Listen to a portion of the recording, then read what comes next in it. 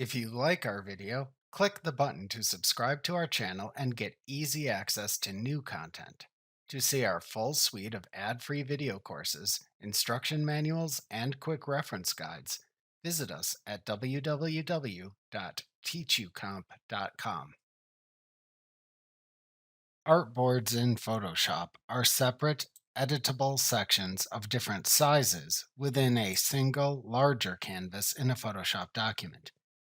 Each artboard contains its own set of editable layer content. However, all the artboards and their layers appear within the Layers panel of the Photoshop document, with each artboard appearing like a layer group containing its layer content.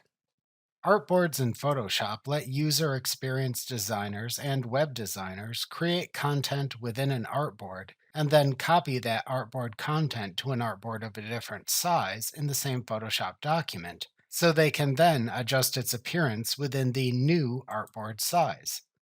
This lets these designers create layouts for different devices like a web page, phone, or tablet using the same Photoshop document content.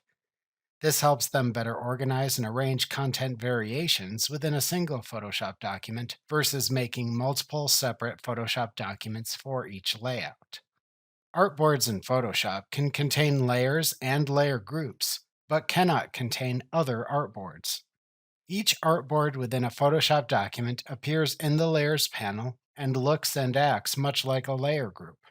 They each show their name in the Layers panel, and you can click them to collapse and expand the layer content they contain. You can also toggle their visibility on or off like layer groups as needed. Artboards clip their content to their defined size, which you choose when you create the artboard. In this way, each artboard also acts like a canvas. However, it is important to remember that artboards are only separate editable areas within the single canvas of the Photoshop document. As you add artboards to a Photoshop document, you actually increase the height and width of the Photoshop document's single canvas to contain all the separate artboard areas.